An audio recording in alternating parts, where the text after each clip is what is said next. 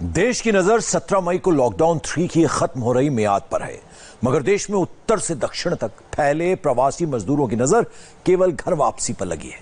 इन मजदूरों को पलायन के लिए उकसाने वाले मैसेज कौन दे रहा है पता नहीं, मगर इसके लिए मजदूर जो रास्ते अख्तियार कर रहे हैं वो उनके लिए जानलेवा साबित हो रहे हैं। महाराष्ट्र के औरंगाबाद में हुआ हादसा इसकी ताजा मिसाल है।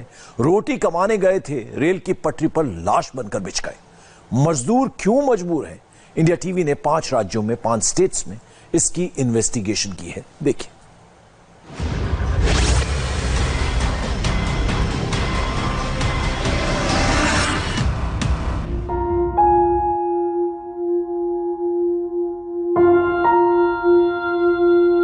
रोटियां, रुपए और रेल की पटरी, ये अंतहीन पीड़ा की ऐसी तस्वीर है जिसके आगे हर कहानी बेमानी है। जी हां हुजूर, रोटी के इन्हीं चंद टुकड़ों के लिए, इन्हीं रुपयों को कमाने की हसरत लिए, इन्हीं रेल पटरियों के जरिए उम्मीदों की ट्रेन में सवार होकर सैकड़ों किलोमीटर दूर का सफर कर मुस्तकबिल बनाने आए थे। किसे पता था रेल ही जीवन की बैरन हो जाएगी, वहां ले जाएगी जहां से कभी वापसी नहीं होती। गुरुवार की रात पूरे चांद की रात थी, मगर शुक्रवार का सूरज इन मजदूरों की किस्मत में नहीं बंधा था। धड़धड़ाती हुई रेल 16 सपनों को एक साथ रौंदती चली गई। मौके पर पहुंचे पहले चश्मदीद के पास इस वाकये को बयान करने के लिए अल्फाज कम पड़ गए। मंजर देखकर कलेजा मुंह को आ गया। सवेरे सवेरे का टाइम था, ये घटना मुझे ऐसा रेलवे पहली बार ऐसे जाता है। रेलवे तो बंद था, लेकिन सवेरे एक रेलवे गया जो मालवा तेल का रेलवे आता है, वो पहले गया। वो कम से कम 2 किलोमीटर से पहले हॉर्न बजा रहा था। हॉर्न बजाने के बाद हमने देखा कि ये रेलवे पहली बार इतना कैसे हॉर्न चालू है, तेज हॉर्न। फिर उसके बाद हम रेलवे यहाँ पे आ गए, जोर से ब्रेक मारा, उन्हें धड़ धड़ धड़ धड़ आवाज आया जोर से। फिर हम अचानक उठ के भागने लगे, भाई रेलवे आज क्यों खड़ रहेगा इतना अर्जेंट में, और इतना आवाज क्या आ गया, क्या गिर गया इसका। ऐसे देखने के आ गए हम। यहाँ पे 16 जने थे, 15 जगह पे गए और एक जाते जाते अस्पताल में उनकी मौत हो गई। और आके हमने देखा था, पहली बार मैंने देखा, मेरे इसमें तो ऐसा लगा मेरे को नबल लगे, ऐसा घबराहट से महसूस होने लगी। क्या करूं मैं और किसको पहले फोन करूं? जरा सोचिए, हर तरफ लाशें ही लाशें, चीथड़े ही चीथड़े और मरघट का सन्नाटा, क्योंकि इस हादसे पर चीख पुकार मचाने वाला कोई नहीं था। जो बच गए वो इस सदमे से अवाक थे, जिनके साथ घर जाने के लिए निकले थे, जिनसे बातचीत करते हंसते बोलते रास्ता कट रहा था, वो अचानक लाशों में, चीथड़ों में तब्दील हो गए। संभलने का मौका तक नहीं मिला। गाँव जा रहे थे, कल शाम को 7 बजे निकले। वहाँ से हम लोग सुबह 5 बजे भोर में पहुँचे। यहाँ भोर में पहुँचे 4 बजे, मतलब आराम कर, पैर दुखने लगा तो आराम करने लगे। हम लोग पीछे थे, हम लोग सब आगे आ गए थे। तो उन लोग आगे आके ट्रेन लाइन में बैठ गए। अब वो पीछे था, उनको झपकी लग गया। इतने में थोड़ी देर बाद गाड़ी आ गया है। हम लोग सुने, वहाँ से दौड़ के आए, क्या गाड़ी आ गया। लाइन में इतने लाइन में बैठे थे। मैं आवाज दिया, सुन नहीं पाए, गाड़ी निकल गया। जनाब, मजदूर की नींद बड़ी जालिम होती है। या तो आंख लगती नहीं, लग गई तो खुलती नहीं। सो जाते हैं फुटपाथ पर अखबार बिछाकर। मजदूर कभी नींद की गोली नहीं खाते। मजदूरों की थकान में ही नशा होता है, इनकी थकान में भी था। ये 21 मजदूर महाराष्ट्र के जालना से निकले थे। फैक्ट्री बंद पड़ी थी और काम नहीं था। खबर मिली कि भुसावल से ट्रेन मिल रही है। सारे मजदूर मध्य प्रदेश के रहने वाले थे। 9 लोग शहडोल, 6 लोग उमरिया और 1 मजदूर कटनी का था। शाम को 7 बजे निकले थे। औरंगाबाद के करमाट तक पहुंचते पहुंचते भोर के 4 बज गए। थकान मिटाने के लिए रेल की पटरी पर ही निढाल हो गए। खबर थी ट्रेनें तो लॉकडाउन में बंद हैं, मगर मालगाड़ी के चलने की खबर नहीं थी। जब तक ट्रेन की सीटी की आवाज सचेत करती, पटरी से दूर बैठे साथी आते, काल अपनी कहानी लिख चुका था। इंडिया टीवी ने मजदूरों के ट्रेन से कुचले जाने की इस दर्दनाक घटना को महाराष्ट्र की पटरियों पर ही नहीं छोड़ा। हमने इस घटना को लेकर देश के 5 राज्यों में 360 डिग्री इन्वेस्टिगेशन की। हमारे रिपोर्टर मध्य प्रदेश में उन घरों में भी पहुंचे जहां के ये मजदूर रहने वाले थे। हमने बिहार में भी तफ्तीश की जहां मजदूरों से भरी ट्रेनें पहुंच रही हैं। हम गुजरात भी गए जहां से सबसे ज्यादा मजदूरों का पलायन हो रहा है। यूपी के लखनऊ में भी हमने पड़ताल की जहां मजदूर पैदल चलकर अपने घर पहुंच रहे हैं। इंडिया टीवी की टीम ने ट्रेन में सफर कर रहे मजदूरों से भी बात की, पैदल घर जा रहे लोगों की हालत जानी, सरकार से सवाल किया, अफसरों से पूछा मजदूरों के लिए क्या हो रहा है, रेलवे से जाना कि आगे का प्लान क्या है। हालांकि ये सही है कि जो राज्य मजदूर को ज्यादा रोजगार देते हैं, जिनमें इंडस्ट्रीज ज्यादा हैं, वहां दूसरे राज्यों से आकर काम करने वालों की संख्या भी ज्यादा है। इसलिए महाराष्ट्र, गुजरात, पंजाब, दिल्ली, हरियाणा जैसे राज्यों से मजदूरों का पलायन ज्यादा हो रहा है, जबकि यूपी, बिहार और मध्य प्रदेश ऐसे राज्य हैं जहां दूसरे राज्यों से वापस आने वाले मजदूरों की संख्या सबसे ज्यादा है। आइए सबसे पहले रुख करते हैं उत्तर प्रदेश का।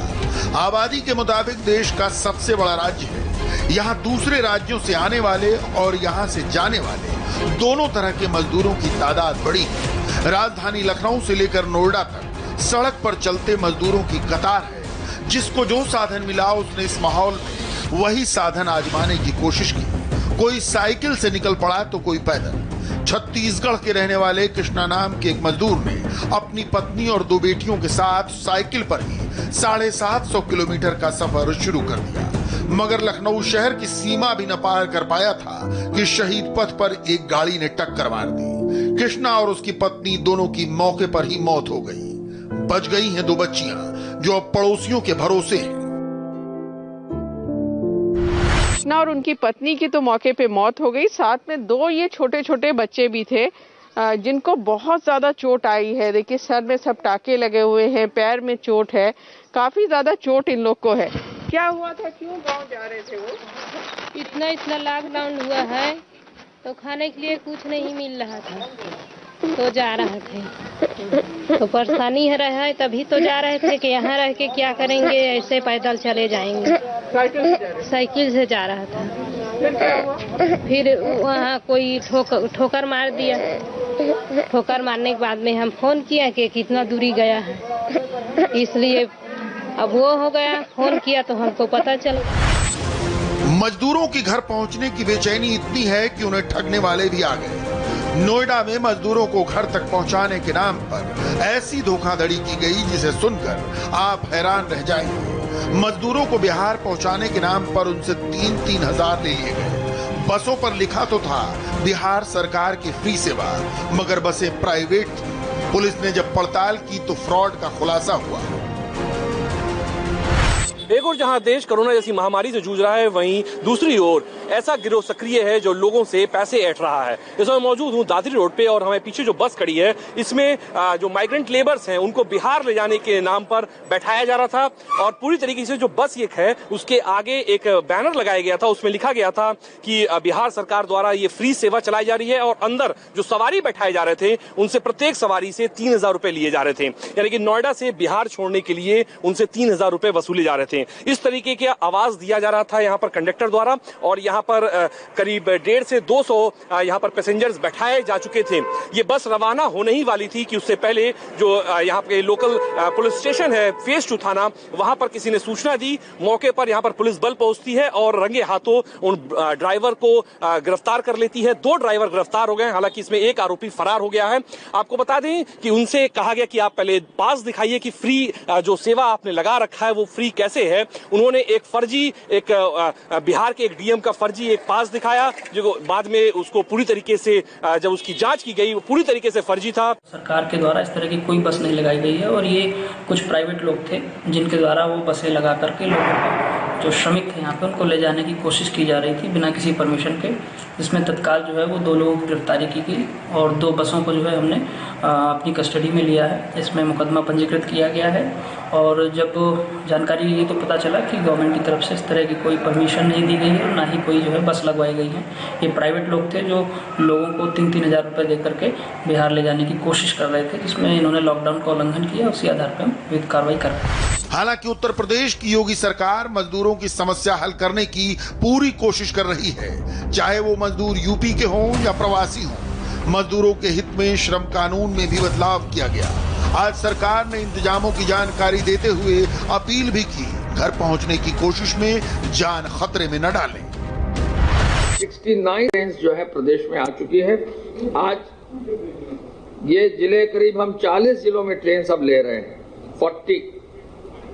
40 जिले ऐसे तैयार कर लिए गए हैं जहां ट्रेन सीधे आ सकती है। जो हमारे जनपदी जिले हैं, जहां मंडल पहले से अलग जिले हैं, उनमें भी ट्रेन की व्यवस्था कर दी है। 40 जो है स्थानों पर, इंक्लूडिंग सोनभद्र में 54 में और फिरोजाबाद में जो है टूंडला में ट्रेन लेने की व्यवस्था कर ली गई। तो इस आधार पर बहुत ही बड़ी संख्या में जब ट्रेन आ रही हैं, तो मुख्यमंत्री जी का ये कहना है कि हर हालत में लोग व्यवस्था के अनुरूप आए, कोई भी अनावश्यक रूप से साइकिल पैदल पर न चले।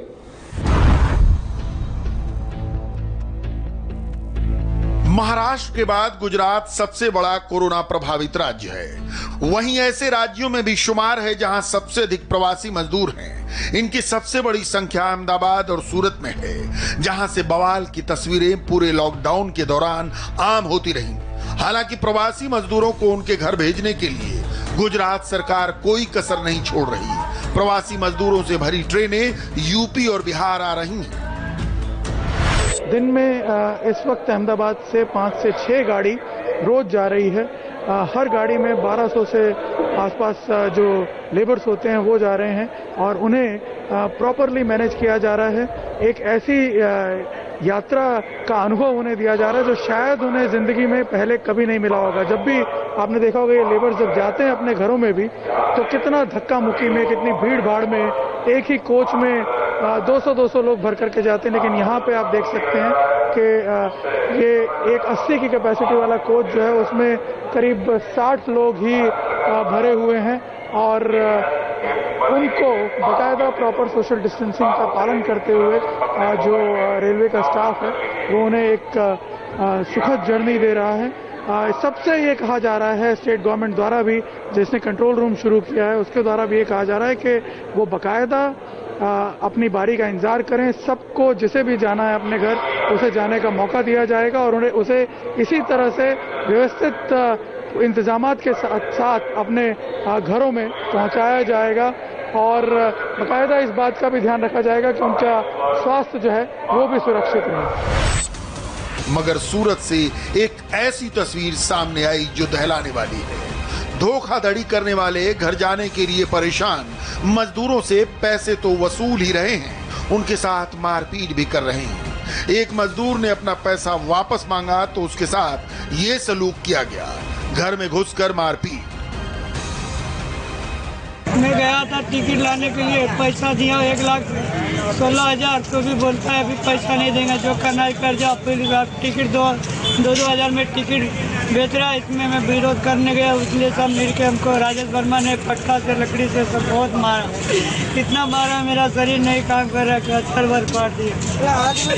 और राजेश वर्मा बोलता है जो करना है कर लो। सबसे ज़्यादा राजेश वर्मा मारा, सबसे ज़्यादा मारा है और पैसा नहीं दूंगा। मेरे पास सबूत है, इसी दिया है, सब टोकन दिया है 1,16,000 का। मैं पैसा नहीं दे रहा, मांगने गया, बहुत मारा। सूरत जैसे शहर में ये प्रवासी मजदूर अर्थव्यवस्था की रीढ़ हैं, इसलिए राज्य सरकार को उनका खास ख्याल है। वारदात की खबर मिलने के बाद सूरत पुलिस ने तत्काल कार्रवाई की।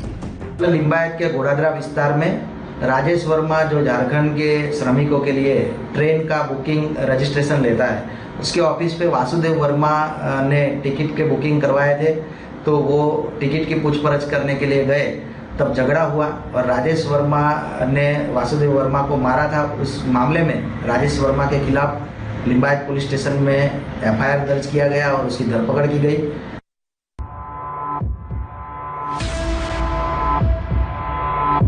गुजरात के बाद अब चलते हैं मध्य प्रदेश। औरंगाबाद में हादसे का शिकार हुए सारे मजदूर मध्य प्रदेश के थे। चीफ मिनिस्टर शिवराज सिंह चौहान ने इन मजदूरों के परिवारों को हर संभव सहायता देने का वादा किया है। मजदूरों की डेड बॉडीज को लाने के लिए होम मिनिस्ट्री से परमिशन लेकर विशेष विमान औरंगाबाद भेजा गया। मध्य प्रदेश सरकार की मंत्री मीना सिंह बड़े अधिकारियों के साथ मजदूरों के शव लेने गई हैं। मन व्यथित और दुखी है। मैंने प्रदेश की मंत्री सुश्री मीना सिंह जी के नेतृत्व में अधिकारियों की टीम औरंगाबाद भेजी है। घायलों के उचित उपचार की व्यवस्था और जो भाई हमारे बीच नहीं रहे उनके पार्थिव शरीर को लाने की व्यवस्थाएं की जा रही हैं। पीड़ित परिवारों को तत्काल 5-5 लाख रुपए की राशि दी जा रही है। रेल मंत्री से मैंने आग्रह किया तो घटना की जांच के निर्देश दे दिए। हम इसकी जांच भी करवाएंगे कि जालना की जिस फैक्ट्री में, स्टील फैक्ट्री में वो काम कर रहे थे, वहां से वो किन परिस्थितियों में चल दिए। उन्होंने रजिस्ट्रेशन नहीं करवाया था। मेरी आपसे अपील है कि इन परिवारों की व्यवस्था तो हम करेंगे, लेकिन आप अपने मन से पैदल मध्य प्रदेश के लिए ना निकलें। मगर मजदूरों का पलायन मध्य प्रदेश से दूसरे राज्यों की ओर भी हो रहा है। सर पर बोझ लादे ऐसे मजदूरों से भी हमारी टीम ने मुलाकात की, जिन्हें अपनी मंजिल तक पहुंचने में हफ्ते भर तक का वक्त लग सकता है। कोरोना संकट काल में अब मजदूरों के धैर्य का बांध टूट गया है। रोजगार की कमी और खाने की मुश्किलातों के चलते ये लोग अपनी अपनी जगह छोड़कर जा रहे हैं। छत्तीसगढ़ से ये लोग छत्तीसगढ़ के लिए निकले हैं और जो मजबूरी के चलते इनके हौसलों ने इनकी सड़कों की जो लंबाई है वो कम कर दी। अन्य प्रदेशों से अपने गांव के जाने की ललक में ये तकलीफों और थकानों को दरकिनार कर पैदल ही ये जो है अपनी दूरी नाप रहे हैं। कहाँ जा रहे हो भैया? छत्तीसगढ़। कहाँ से जा रहे हो? यहाँ से नाथूखेड़ा से। नाथूखेड़ा से। पर इतनी ट्रेनें और बसेस सब तो जा रही हैं, फिर क्या जरूरत है? नहीं चल रही है? छत्तीसगढ़ के नहीं जा रहे ना। तो आपने पता किया था? पता किया। हाँ पता किया, फॉर्म भी डाले था, आधार कार्ड भी दिया था, उसका 2 दिन 4 दिन में बता रहा है। तो सब ऐसे ऐसे करके तो 15 दिन हो गया रुके। तो रोजगार के वो कुछ खाने वगैरह की समस्याएं थी? हाँ एक टाइम आता था खाना 24 घंटे। पर ये बताओ दोस्त, ये छत्तीसगढ़ तो कम से कम 700 किलोमीटर दूर बता रहे हैं यहाँ से, 600। ये तो 5 दिन लग जाएंगे आपको चलते हुए। चल जाएंगे पूरा सामान रखकर चल रहे हैं। नहीं तो क्या आपको कोई सुविधाएं नहीं मिली यहाँ पर? नहीं, पर ट्रेन बस तो सब सरकार चला रही है इस वक्त। कहाँ चला रहा है? तो 2 नहीं जा रहे हैं ना। नहीं जा रहे हैं छत्तीसगढ़ के लिए, नहीं जा रही है। नहीं जा रहे हैं। काम डाले थे सर, छत्तीसगढ़ पहुँचा दो ऐसे बोल के। हाँ तो यहाँ से 619 किलोमीटर पैदल चलते हुए जाओगे। इतनी गर्मी, तकरीबन 42 डिग्री तापमान है। और इस वक्त ये तमाम जो आप देख रहे हैं मजदूर, ये कम से कम 18 हैं, महिलाएं भी हैं, बच्चे भी हैं, और ये सब छत्तीसगढ़ की ओर निकल रही है। जाहिर है मजदूरों के पलायन की ये तस्वीरें हिला देने वाली हैं। मजदूरों को कोरोना का खौफ शायद इतना नहीं है जितना वो नौकरी और खाने पीने को लेकर खौफ में है। कहीं सुनी उन्हें पलायन के लिए ज्यादा परेशान कर रही है।